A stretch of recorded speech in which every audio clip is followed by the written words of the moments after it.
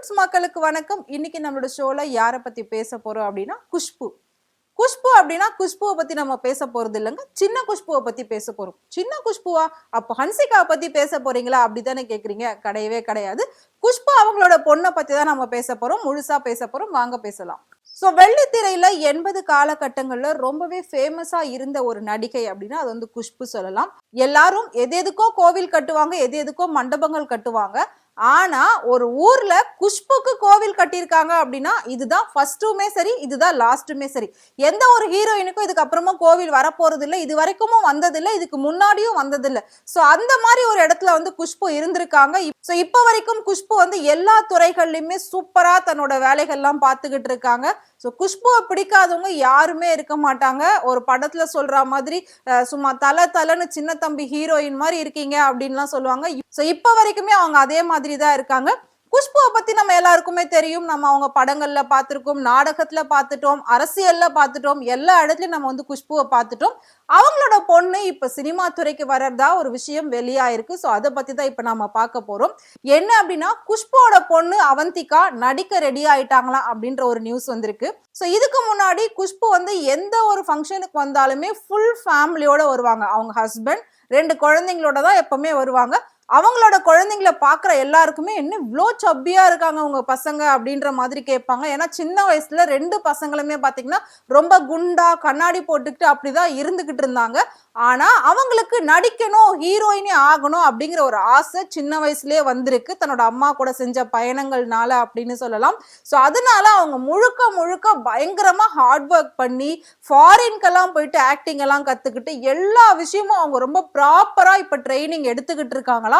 So first அதுக்கு நம்மளோட body language தான் ரொம்பவே முக்கியம் அப்படின்னு சொல்லிட்டு தன்னோட உடம்பை ரொம்பவே குறைச்சிட்டு ஹீரோயின் மாதிரி இப்ப வந்து நின்னுட்டாங்க. ஸோ அவங்களுக்கான பட வாய்ப்புகள்லாம் வந்துகிட்டு இருக்கா அப்படின்னு சொல்லி கேட்கும்போது நிறைய பட வாய்ப்புகள் வந்திருக்கு. அந்த வகையில இப்ப குஷ்புவோட பொண்ணு அவந்திகா கிட்ட போயிட்டு இன்டர்வியூ எடுத்திருக்காங்க. அதுல அவங்க ஓப்பன் டாக்கா ஒரு சில விஷயங்களை சொல்லியிருக்காங்க.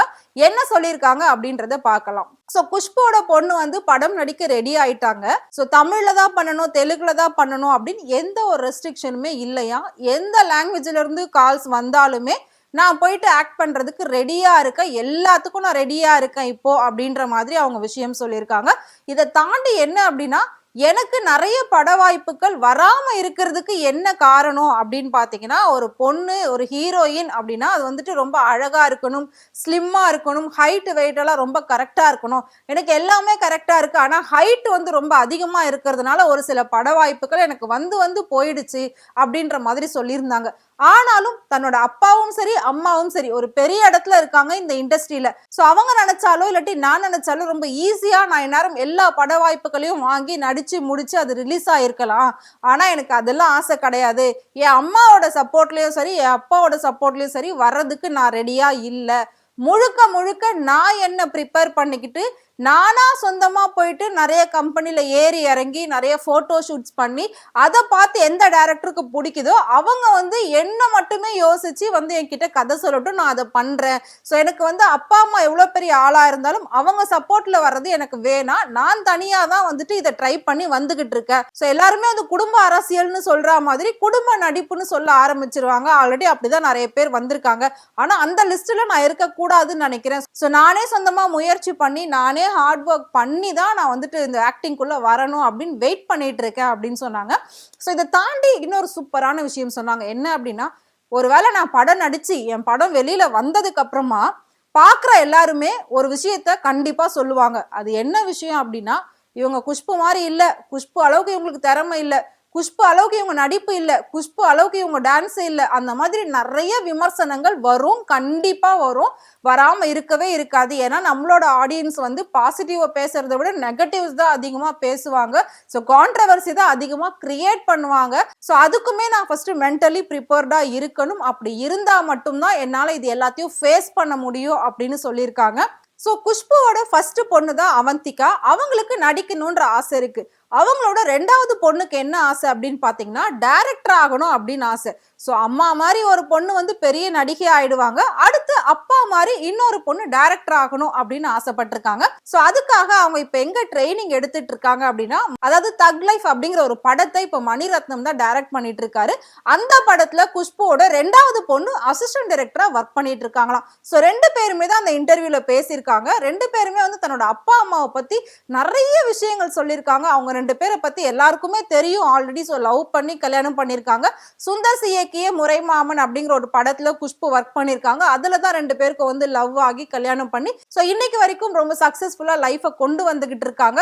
சோ அம்மா வந்து கால் பதிக்காத இடமே கிடையாது. அதாவது குஷ்பு வந்து கால் பதிக்காத இடமே இல்ல அப்படின்னு சொல்லியிருக்காங்க. சோ சினிமா, நடிப்பு, சின்ன திரை, சீரியல்லயும் அம்மா போயிட்டு வந்துட்டாங்க. அதுலயுமே ரொம்ப சக்சஸ்ஃபுல்லா வந்திருக்காங்க. சோ அதை தாண்டி அரசியல், இதுக்கு முன்னாடி திமுகல இருந்தாங்க. இப்போ வந்து பிஜேபி சைடு, மகளிர் அணி தலைவி, இந்த மாதிரி அவங்க வந்து கால் பதிக்காத இடமே இல்ல. என்னோட அப்பா அம்மாவை நினைச்சு எங்களுக்கு ரொம்பவே பெருமையா இருக்கு. அவங்களுக்கு குழந்தைங்களா பிறந்தது இன்னுமே எங்களுக்கு வந்துட்டு ரொம்ப ப்ரௌடா நாங்க ஃபீல் பண்றோம். ஆனாலும் அவங்க சப்போர்ட்ல நாங்க வரக்கூடாது. இப்ப நாங்க நினைச்சா கூட என் அம்மா அப்பா ப்ரொடியூஸ் பண்ணி ஒரு படத்தை நாங்களே ஓனா டைரக்ட் பண்ண முடியும். ஆனா அப்படி வேணான்னு சொல்லி தான் நான் இன்னொரு டைரக்டர் கிட்ட போயிட்டு அசிஸ்டன்ட் டைரக்டரா ஒர்க் பண்றேன் அப்படின்ற மாதிரி குஷ்புவோட செகண்ட் பொண்ணு சொல்லியிருக்காங்க.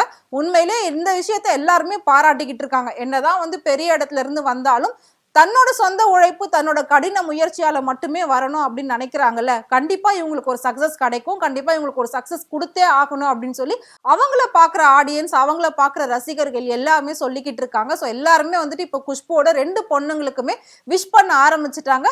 சோ நம்ம தமிழ் இண்டஸ்ட்ரிக்கு மட்டும் இல்ல, எல்லா இண்டஸ்ட்ரியிலுமே வந்து பாத்தீங்கன்னா ஒரு நியூ ஹீரோயின், நியூ டைரக்டருக்காக வெயிட் பண்ணலாம். சோ 2 பேரும் ரெடி ஆகிட்டு இருக்காங்க அப்படின்னு சொல்லலாம். சோ உங்களுக்கு குஷ்புவை பிடிக்கும் அப்படின்னு நீங்க நினைச்சீங்கன்னா மறக்காம கமெண்ட் பாக்ஸ்ல கமெண்ட் பண்ணுங்க.